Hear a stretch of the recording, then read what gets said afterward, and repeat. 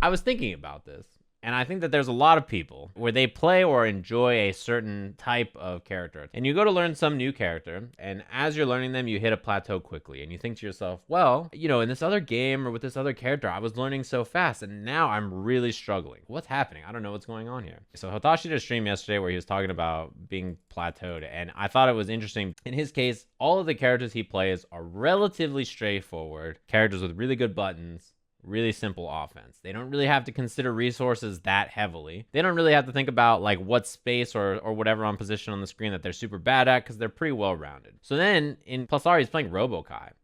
Robokai is not like that. This is a Looney Tunes ass character. He has weird ranges on screen where he's good at. He has weird projectiles. He has tons of resources to manage, and every single hit he does is not just, I got a hit, I do this combo into this setup always. It's, I have a hit. How much heat do I have? How much meter do I have? What kind of setup do I want after? What is the most advantageous thing? Do I want to build more meter? Do I want to dump my meter? Like, you have to make these decisions every time you get a hit. And that kind of awareness is so different than the kind of archetypes that he was used to before. So although he may be a very good player, he ran into a wall very quickly, and no matter how good he is, he doesn't have those skills because he hasn't ever played a character that requires them. I thought about this the other day, and I was like, a lot of grappler players have really bad defense. And it's not intentional. It's that a lot of grapplers are really hard to pressure. You can't just run up to a grappler and just run in and like start pressuring them in whatever way because you're scared you're going to get SPD'd. So grappler players know that you don't have to worry about their defense as much because they have a fast reversal SPD, or they have some 720 or like a wake up super that's really scary, or they have some anti-air move that's really good that can beat you. They just don't have to play defense as much, right? Their defensive options are so strong that their defense becomes weak because they can rely on using those tools. That archetype or that character can kind of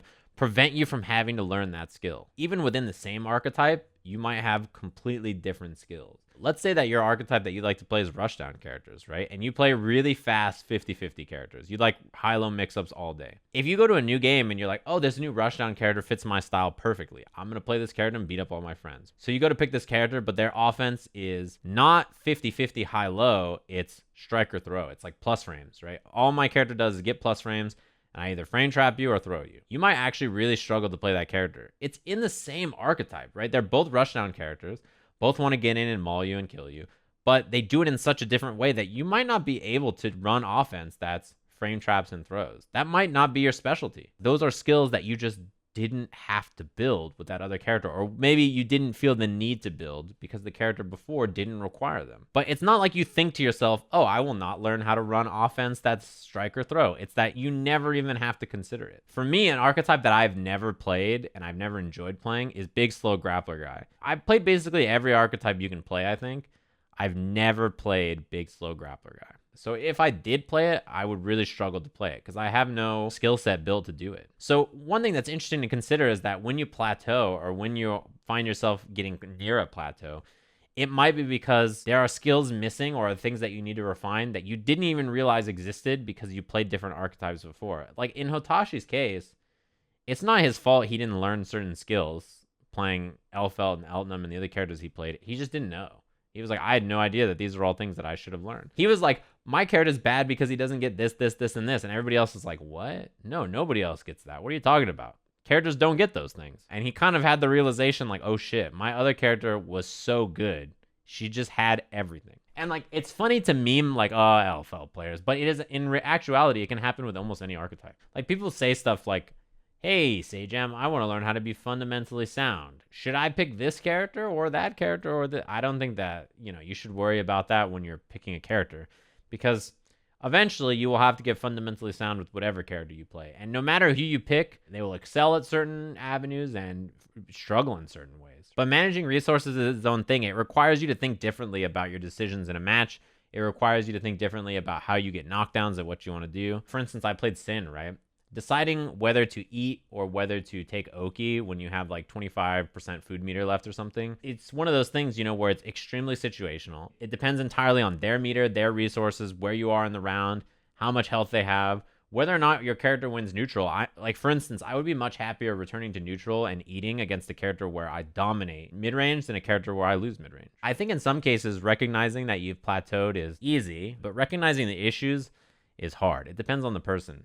For me, I played a lot of archetypes. In the last 2 years, I've learned like over 20 fighting games, right? So for that reason, it's very rare that I run into something where it's like a skill that I don't have or an archetype I've never played or like a type of decision making I've never had to do. It is cool. I was thinking about that while I was reading this thread from Keats where he says, if you hit a plateau in a competitive game, 9 out of 10 times, this is so true, by the way, the reason is that you are autopiloting. And it's not just autopiloting in the sense that like you're just doing the same thing over and over. You're not even considering whether what you did is right. You're not even actively trying to understand what's happening. You're playing your character and doing the things that you like that are good. And you're not thinking, is this good? Was that right? Is there a better choice I could make? Is my opponent going to do something? You just like do what you're going to do, and that's your life. You are predictable. You only think about if your actions worked or not, and you don't consider the story they tell. Man, people get so stuck in results-based thinking, or they get so stuck in thinking that there's only one way to solve a problem. If you do something and you can't explain why you did it or why something else wasn't the better choice there, then that is a pretty bad sign. Like if some situation happens and then we stop the game and I say, hey, why would you do that right there? And you're like, well, I don't know.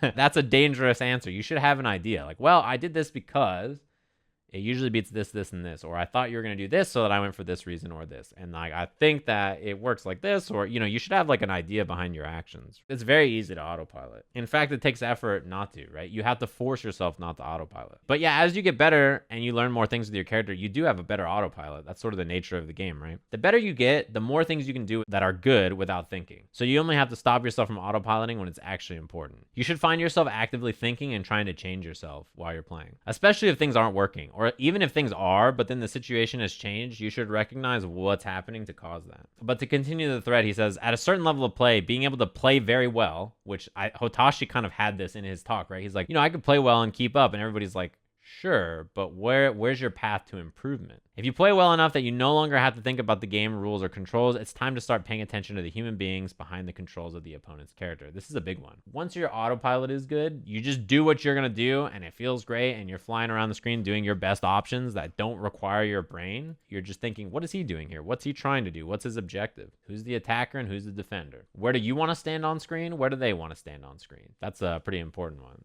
You recently feel like you've leveled up in fighting games? Hell yeah. That's a feeling that will never get old. Yesterday I was talking about plateaus and I talked about my issue with Soul. And I was saying that for me, my issue is mechanical. I have bad combos and like my pressure is not formed in like a really sound way, right? Most of you guys will go learn fancy combos and focus on learning some sick 360 no scope options to like setup. That will almost never be your issue. Most people's issue will be autopilot. Most people's issue will be making bad strategical decisions. But yeah, it will depend on you and exactly what your specific issues are. Having someone else look at your footage is a really nice thing too, or asking the people you play with what your issue is important. Because their perspective of you is going to be so different than yours. You're going to be like, bro, I feel like I was blocking so much, my defense. And they're going to be like, nah, you were mashing everywhere. And you're like, what? I would never. And they're going to be like, no, you were backdashing. You constantly mash DP on my safe jump. Like you never blocked. And you're like, well, that would never happen. So I'm glad that we've got this discussion out of the way. One of the biggest issues players have, I think, especially newer or mid-level players, will watch someone who is very good, like whoever is supposedly the best with their character, and be like, he's not that much better than me. Sure, he did this thing or that thing, but when I do this, people always jump when I do that. Why don't they jump at him? And you like lock yourself out of learning because you just assume that this person is like only slightly better than you. I see that kind of attitude sometimes and I'm like, ugh,